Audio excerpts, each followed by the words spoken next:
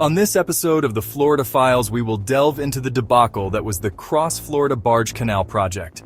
Please take a moment to like and subscribe to our channel. It is very much appreciated. Since the days of Spanish Florida, the idea of building a canal across the peninsula has existed. A waterway that could connect the Atlantic Ocean and the Gulf of Mexico. A way to move goods and people faster.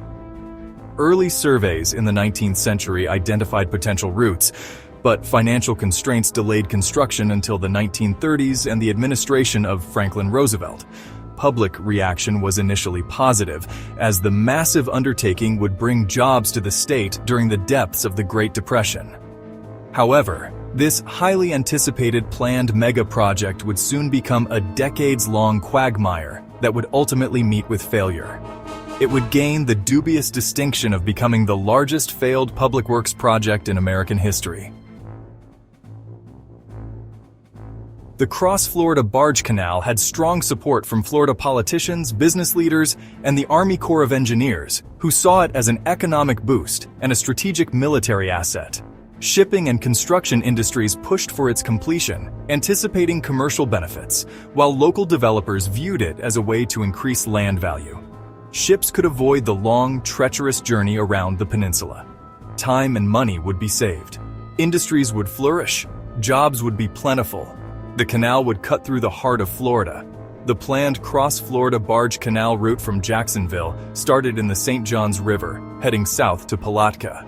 It would then turn west, following the Ocklawaha River, passing through Rodman Dam.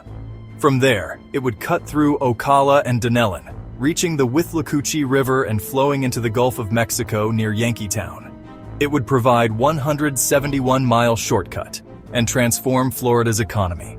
Citrus groves, timber operations, and phosphate mining were among the industries expected to benefit.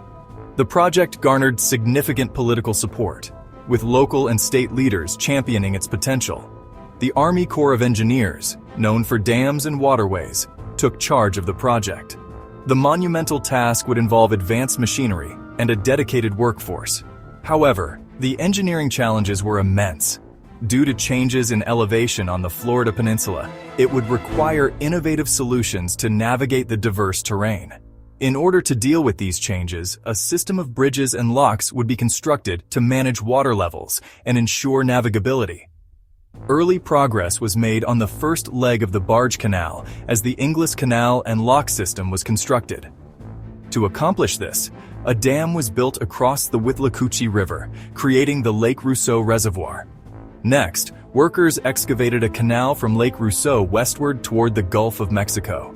A lock system was added to help boats move between the different water levels of Lake Rousseau and the canal itself. However, construction of the canal was suddenly halted in 1936.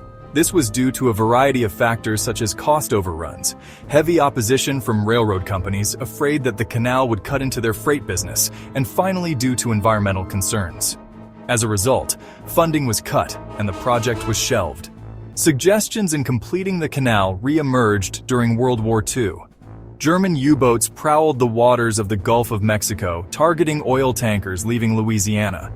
It was proposed the canal could act as a way of protecting those ships by providing a safe shortcut to the Atlantic.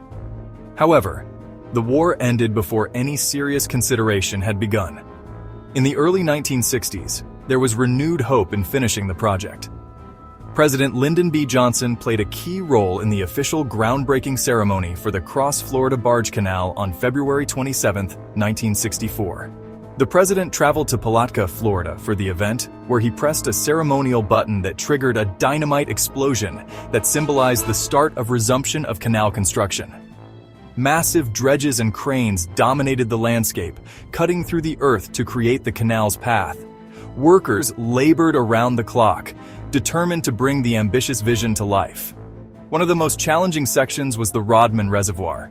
Here, engineers designed a complex system of locks and dams to control water flow. The workforce included thousands of laborers, engineers, and operators, each playing a crucial role. Despite the progress, the project faced numerous setbacks. Environmental concerns, technical difficulties, and escalating costs began to overshadow the initial enthusiasm. While the canal had many who supported its construction, there were many others who could see disaster written all over the project. The most famous opponent to the canal's construction was Marjorie Harris Carr.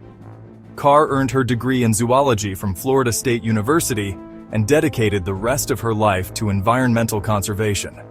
Carr led the fight to stop the Cross Florida Barge Canal, arguing that it would cause irreversible environmental damage to Florida's waterways. Through relentless activism, scientific advocacy, and legal battles, she and the Florida Defenders of the Environment would successfully pressure President Richard Nixon to halt the project in 1971, ultimately saving the Ocklawaha River and surrounding ecosystems. The abrupt halt of the Cross Florida Barge Canal project in 1971 sent shockwaves through political and local communities alike.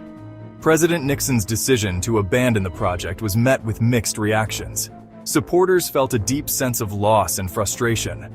Local politician Henry Dawson remarked, "It felt like a betrayal. We were promised prosperity and progress, but instead, we were left with unfinished remnants and empty promises."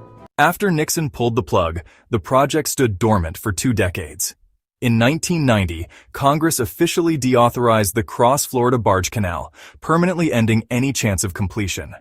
In 1991, the land set aside for the canal was converted into the Cross Florida Greenway, a protected recreational area stretching from the Gulf of Mexico to the St. Johns River.